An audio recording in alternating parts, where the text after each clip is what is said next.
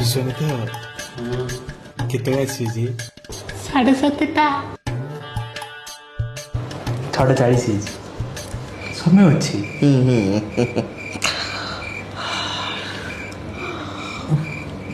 Vishwanath Russian କେତେବେଳେ ଆସିବ?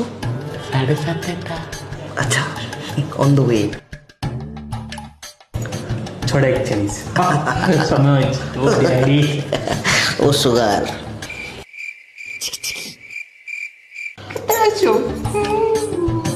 ସାଢ଼େ 7ଟା।